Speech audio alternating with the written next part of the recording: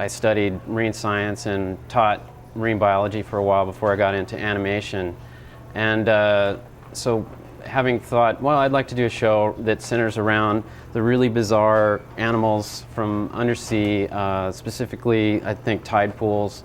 So I looked at some of the drawings that I'd done, and I'd done a sea star and some crabs and octopus, and then I had done some drawings of sponges and thought they were really weird, and if I could just find the right character for that nerdy optimist, I would go with the sponge. And so I drew a few that were amorphous, the kind of natural-looking sponges, and then I drew a square one, and it just seemed so funny.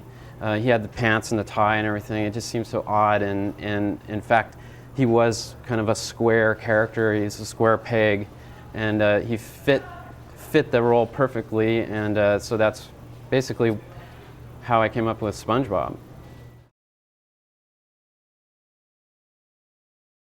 I wanted to do an undersea show that didn't sort of follow the same logic of other undersea shows like mermaid stories, where you see fish and they live in old boots and in tin cans and basically refuse from us. And I thought, well, what if they have their own little society that's based on familiar imagery like anchors, and as far as for a house, someone lives in an anchor, or someone like SpongeBob lives in a pineapple, which is from Polynesian imagery, and that there's a certain suspension of your beliefs, like that there's no fire, and that fish walk, and these sort of things that help us to write stories that parallel our lives.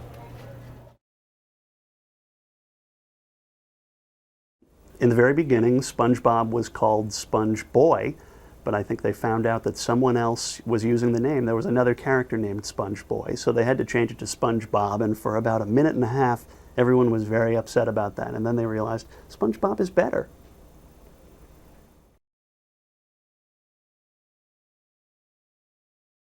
There will be 3 signs that signal the approach of the hash-slinging slasher. First, the lights will flicker on and off, on and off. Next. Dude, can I have some ketchup? Oh, yeah, here you go. Next.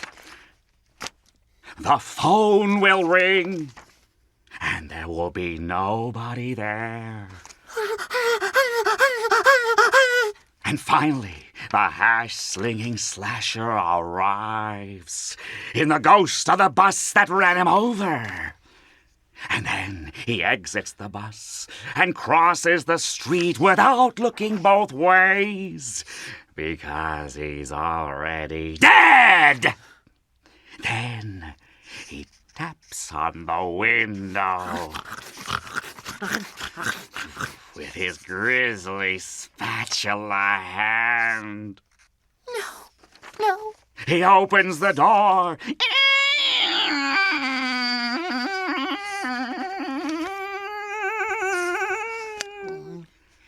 He slowly approaches the counter. And you know what he does next? What? You really want to know? What? Are you sure you want to know? What does he do? He gets ya! Ah! Ah!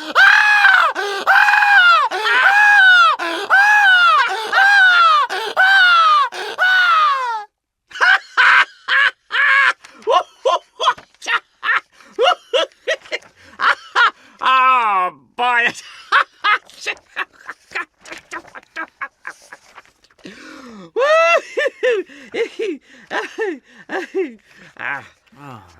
That's a lot of laughing. SpongeBob. SpongeBob,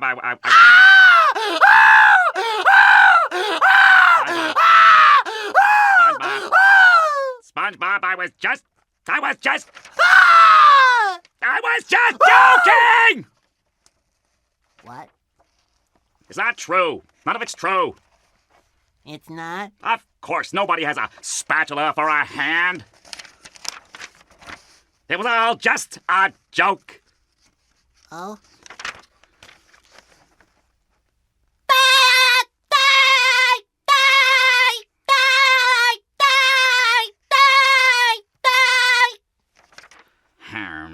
Herm. And exit.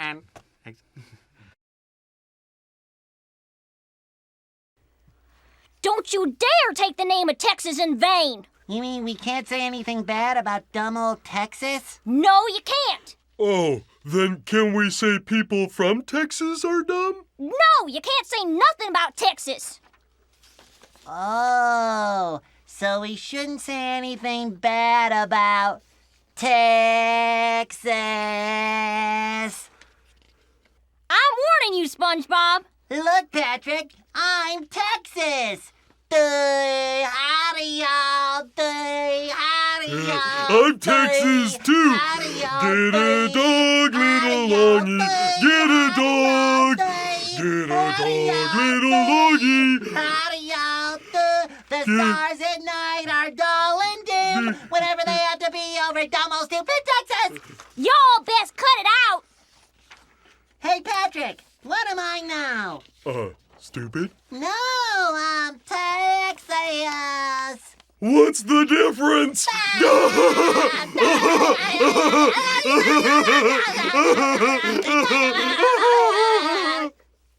Y'all best apologize, or I'm gonna be on you like ugly on an ape. You'll have to catch us first. We did it! We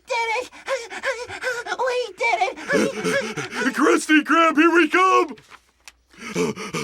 Can we say that plants from Texas are dumb? Can we say that, shoes from Texas are dumb? Okay, that's enough, Patrick. Why do you think that old Slowpoke Texas is gonna, ah! Ah! That's all I have.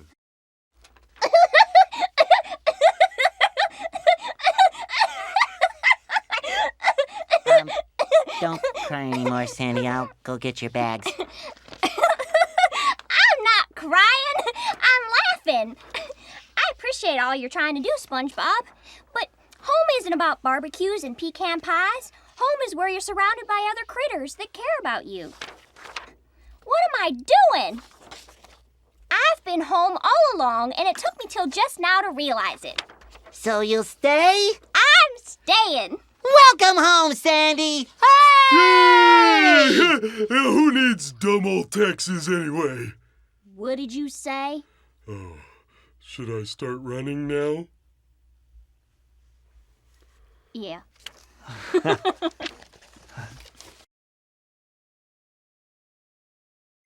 But I thought you... But why I gotta... Squidward, we already played Babble Like an Idiot. Why are you still here? Well, since we finished everything on the list, I thought I'd make a new one.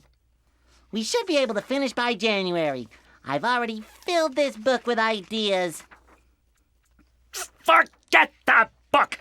I spent the whole day with you doing all kinds of ridiculous things because you were supposed to explode! You want me to explode? Yes! That's what I have been waiting for! Okay, I'll try. Gary, you're gonna finish your dessert and you are gonna like it! Bye! Now it's your turn. That's not what I meant, you barnacle head! Ooh, good one. No! No! You're supposed to explode into a million pieces! Why would I do that? Because the pie you ate was a bomb! What pie? The one I left sitting on the counter this morning! That I bought from the pirates for $25! That pie! A pie. Oh! You mean this pie? I was saving it in my pocket for us to share. Let's eat. Oops!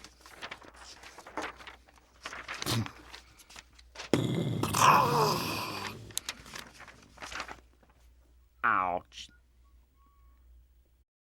Well, when I draw SpongeBob, I always draw in his basic construction first, lightly, which is what I'm going to be doing here in blue. and we'll do this so that it won't mess up the drawing later. Once I have a pretty firm idea of where his construction is, I can start laying in the details. His eyes fall just above the midway on his face. He's got a little cheek that pokes into one of his eyes, and a nice big smile.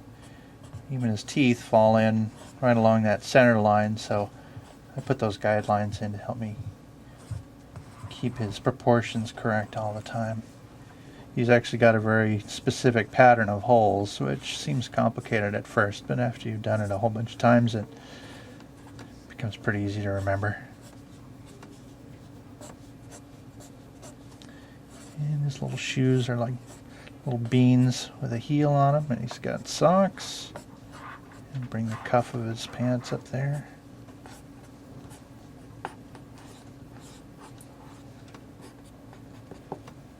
And I'm going to put his belt on as well. So Sponge is basically square shaped, and his friend Squidward starts off with a round bulbous head. And I'm going to put the guideline in there. And he's got longer eyes than SpongeBob does, and big nose.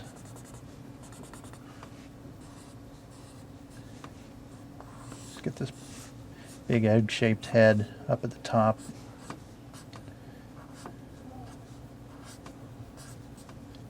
And a nice skinny neck.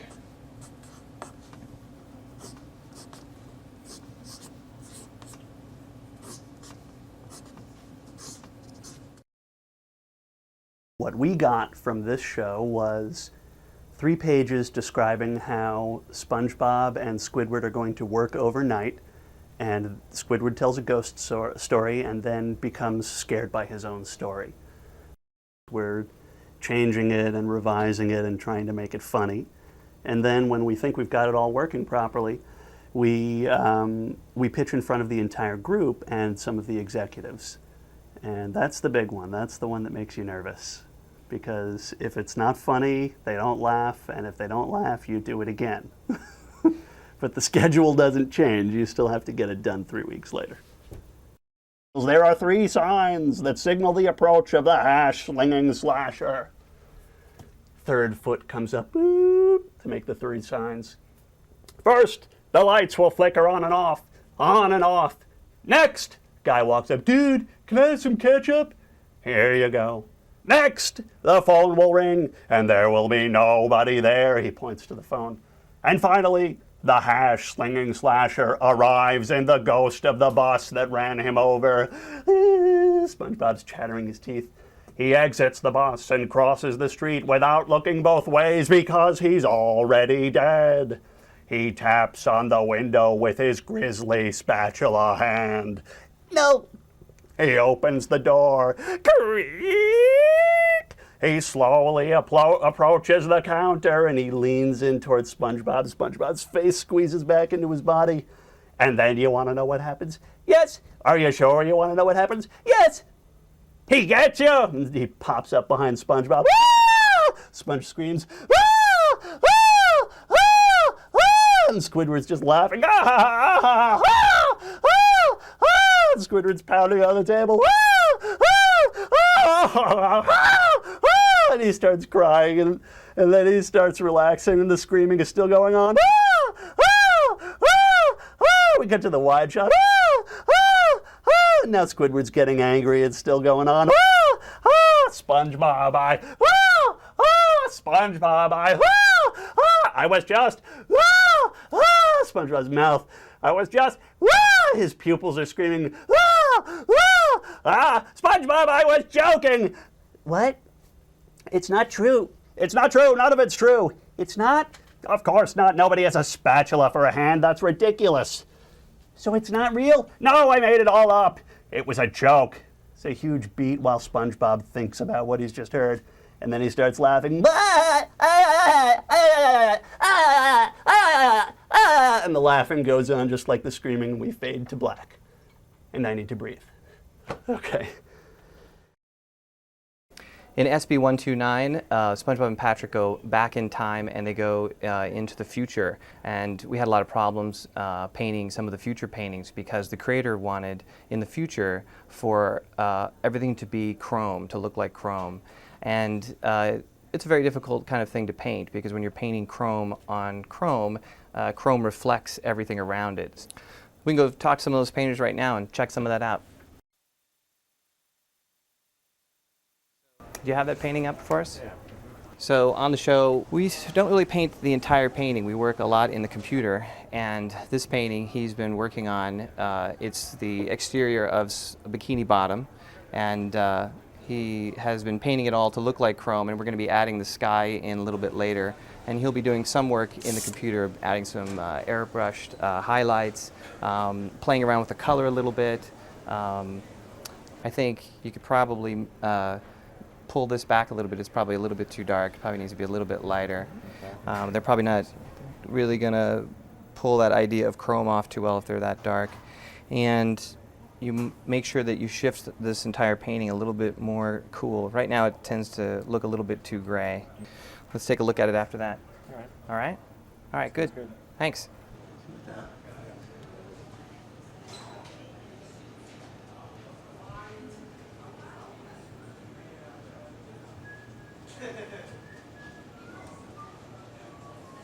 Another important aspect of my job is to make sure that all the props, the characters, and the models work with the backgrounds. So we have right here show 129, and these are how we mark up the characters' different colors.